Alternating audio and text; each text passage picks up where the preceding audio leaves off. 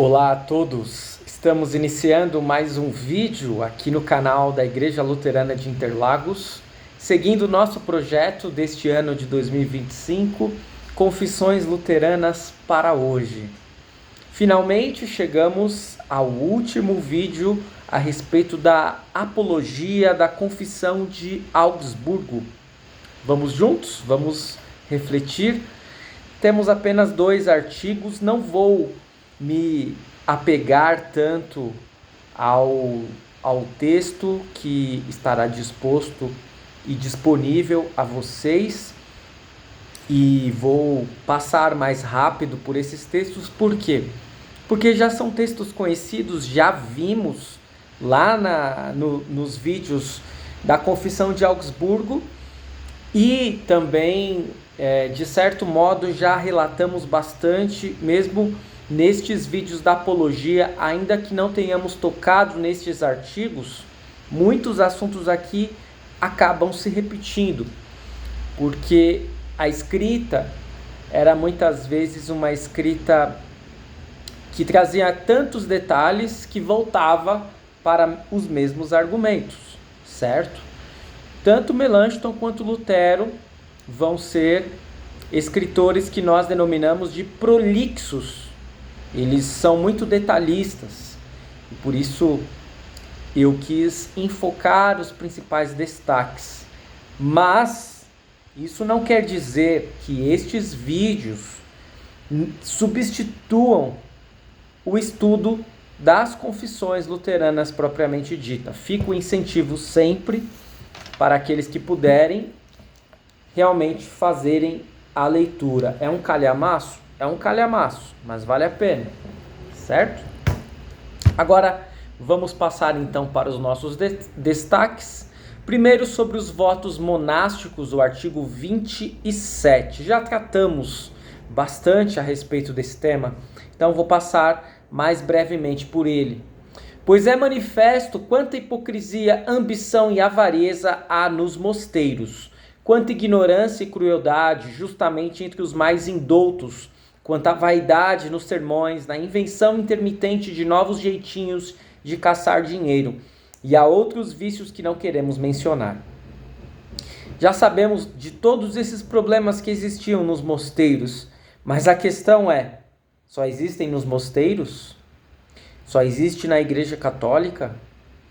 Será que em muitas igrejas evangélicas, protestantes, igrejas pentecostais, neopentecostais, isso tudo também não existe? Será que na nossa igreja hoje muitas dessas coisas não existem? Vaidade, invenção para encontrar motivos e subterfúgios para oferir lucros. É certo que passaram-se tantos anos, já estamos aí completando quase 500 anos da Confissão de Augsburgo e ainda assim as coisas não mudaram tanto, né?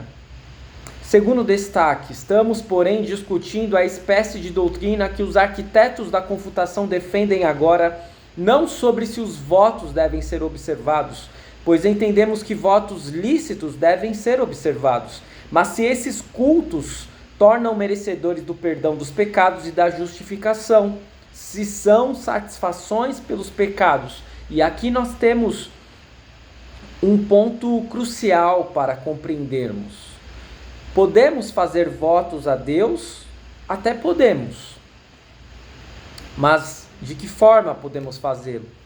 E aí eu trago uma pergunta que eu já deveria ter feito no início, mas eu aproveito e faço aqui e depois vou trazer a resposta. E essa pergunta está já no nosso título. Há limites no que podemos fazer para agradar a Deus? O que você acha? Eu posso fazer o que eu quiser para agradar a Deus? Há certas coisas que eu não posso fazer e outras eu posso. Qual é o critério? De que modo eu posso compreender que eu vou fazer algo para agradar a Deus? Nós estamos no campo dos votos monásticos. As pessoas faziam votos para agradarem a Deus. Até que ponto esses votos eram válidos? Até que ponto não eram? E vejam, Melanchthon aqui, ele vai destacar que um grave problema, não está tanto em fazer votos a Deus, mas está em pensar que estes votos têm a possibilidade de trazer merecimento e, consequentemente, perdão de pecados. Vamos à explicação de Melanchthon. Em primeiro lugar, é absolutamente certo que o voto não é lícito quando? Então vamos lá, é possível fazer votos? Sim. Quando não é possível? Aí ele vem colocar, o voto não é lícito quando aquele que presta o voto pensa merecer o perdão dos pecados diante de Deus ou fazer satisfação pelos pecados diante de Deus. Portanto, isso está fora de cogitação. À luz das Escrituras Sagradas, não deve ser feito. Pois essa opinião é um insulto manifesto ao Evangelho, o qual ensina que o perdão dos pecados nos é dado gratuitamente por causa de Cristo. Nós não podemos pensar que temos o poder de barganhar com Deus, de agradar a Deus por nossos próprios esforços e méritos. Não. Se acharmos isso, estamos vilipendiando o Evangelho, estamos dando as costas para o sacrifício de Cristo. Isso já foi ressaltado em vídeos anteriores. Quarto destaque. Em segundo lugar, obediência, pobreza e celibato, desde que não sejam impuros, são exercícios adiáfora, indiferentes, entre parênteses. Adiáforo é tudo aquilo que não é prescrito e nem proibido nas Sagradas Escrituras. Portanto, eu posso fazer votos? Sim, eu posso. Se eu quiser, eu posso fazer um voto de obediência, de pobreza e de celibato? Eu posso. Mas Deus não pediu para que eu fizesse esses votos. Esse é o ponto. E é aquela coisa.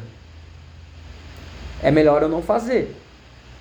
Porque se aquilo que Deus fez, nós não conseguimos fazer, aquilo que Deus pediu para que fizéssemos, aliás, ordenou que fizéssemos, nós não conseguimos fazer.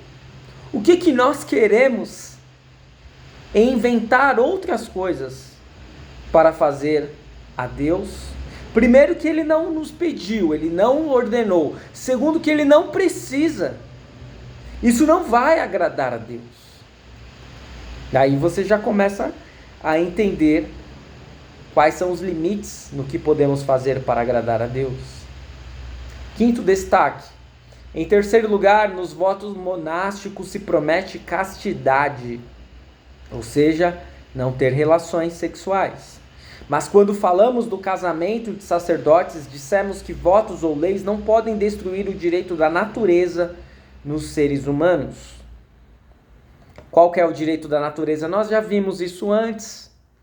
O homem nasceu para a mulher para o homem. Ambos possuem interesse, desejo um pelo outro. Portanto, não é um voto que vai impedir que isso aconteça.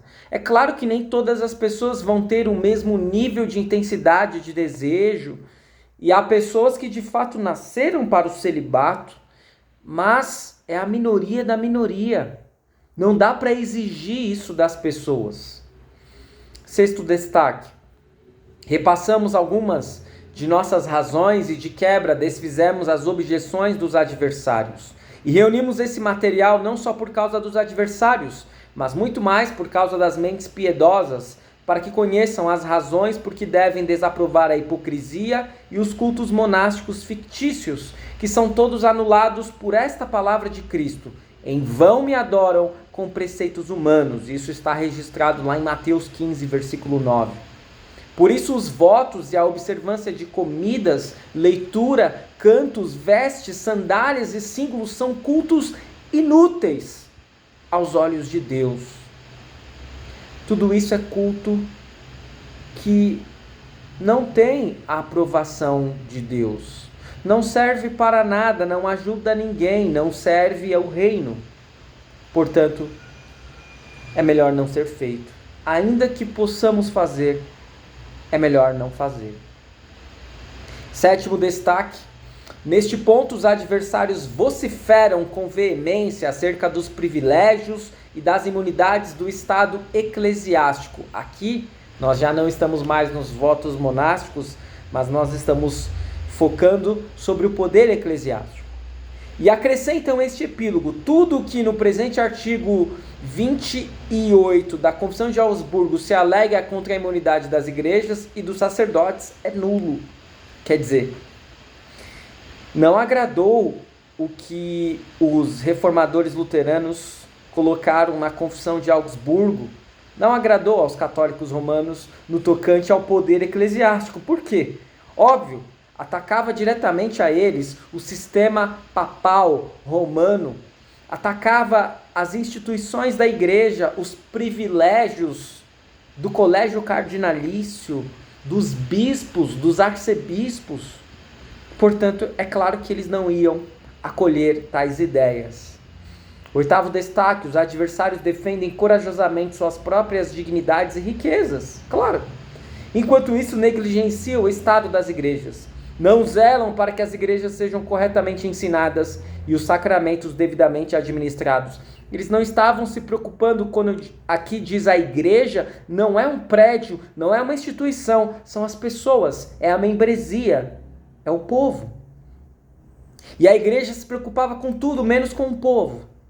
Menos com o aprendizado do povo, menos com o perdão de pecados que o povo precisava. E aí que mora o perigo. E isso é privilégio dos católicos romanos no século XVI? Claro que não. Nem em questão denominacional, nem em questão temporal. Ainda vivemos muitas mazelas no meio cristão eclesiástico. Ainda há muitas igrejas, muitos líderes espirituais, sacerdotes, padres, pastores, que estão interessados somente nas riquezas, nos privilégios, e não estão preocupados com o povo, com o aprendizado do povo, para que o povo receba perdão de pecados. Nono e penúltimo destaque: apresentam como objeção os escândalos públicos e as agitações que surgiram por causa da nossa doutrina. E aí eles vão colocar: olha, antes estava tudo em paz, mas aí veio Lutero com essas ideias nefastas e aí que vieram os problemas. Será? Ora, os adversários podem com toda razão ser culpabilizados por qualquer tumulto que tenha acontecido, pois de início causaram cisma mediante a condenação injusta de Lutero e dispersaram as igrejas, e agora tratam com crueldade espantosa a homens bons que ensinam coisas piedosas. É óbvio que o problema não estava na reforma, o problema não estava nas ideias de Lutero, porque as ideias de Lutero não são de Lutero. As ideias de Lutero são provenientes da palavra, que a igreja não estava seguindo. O problema em si estava no tocante à falta de seguir o discipulado de Cristo, que a igreja não estava fazendo. E último destaque: os adversários, porém, não nos permitem chegar à concórdia, a menos que concordemos com aqueles que condenam a verdade do evangelho manifesta e necessária à igreja. Não podemos fazer isso. E aí é citado um texto clássico, Atos 5:29, quando Pedro e os apóstolos estão sendo perseguidos, logo no início da igreja primitiva, e fica a dúvida: seguir as autoridades civis ou seguir a autoridade de Deus? E Pedro vai dizer: é mais importante obedecer a Deus do que aos homens. E é isso que Melanchthon, é isso que os reformadores luteranos vão se apoiar e se apegar. E é nisso que nós também devemos nos apoiar. Importa antes seguir a vontade de Deus e não dos homens. E isso nos auxilia a responder à pergunta inicial do nosso vídeo: há limites no que podemos fazer para agradar a Deus? E a resposta clara e inequívoca, como você já pode constatar e refletir, de acordo com tudo que nós falamos e meditamos neste vídeo, é: claro que há limites. E qual é o limite? Eu faço o que me der na telha para agradar a Deus? Não. Eu me apego à palavra. Onde que Deus disse que eu poderia agradá-lo? Nos mandamentos. Você quer agradar a Deus? Procure seguir os mandamentos. E você já sabe, assim como eu, que nós não conseguimos seguir perfeitamente. E aí nós vamos nos apegar a votos humanos para agradar a Deus? Isso não trará benefícios para nós, não trará benefícios para o reino, não trará benefícios para o nosso próximo. Perderemos tempo, nos enganaremos, colocaremos o evangelho de lado, colocaremos o perdão e a salvação conquistados por Cristo Jesus de escanteio. Por isso, não façamos isso. Você quer saber como agradar a Deus? Leia os 10 mandamentos e saiba que você não conseguirá. O único que conseguiu de fato agradar a Deus perfeitamente foi Cristo Jesus. Ele sim cumpriu com cada um dos mandamentos. Isso quer dizer que nós iremos deixar os mandamentos de lado? É claro que não. Lá está a boa vontade do nosso Pai. E lá está a melhor forma de nós vivermos. Os mandamentos não servem simplesmente para agradar-nos um Deus arbitrário que quer que façamos coisas ao seu bel prazer. Os mandamentos existem para proteger o que há de mais importante e para vivermos bem. Pense nisso. Seguimos então, e finalizando este momento, eu quero que você possa ter a certeza de que estes estudos, se você chegou até aqui, ao final da apologia da Confissão de Augsburgo, não foram em vão. É certo que não. Talvez tenha dado um pouquinho mais de trabalho, talvez tenha sido um pouco mais maçante já do meio para o final, mas Deus seguramente o abençoou nestas reflexões, assim como me abençoou. E no nosso próximo vídeo iremos para uma próxima obra das confissões luteranas, conhecida como Artigos de Esmalcalde. Não se preocupe, essa obra é muito mais sucinta, vai dar muito menos trabalho, e logo logo estamos chegando naquela que talvez seja a obra que iremos nos debruçar de uma forma um pouco menos trabalhosa e que talvez traga mais proveito em todos estes estudos, que é o Catecismo. Seguramente será um momento muito agradável e de muitas bênçãos. Mas antes, vamos passar pelos artigos de Esmalcalde a partir do próximo vídeo. Fique na paz do Senhor, curta, comente e compartilhe, e até o nosso próximo vídeo.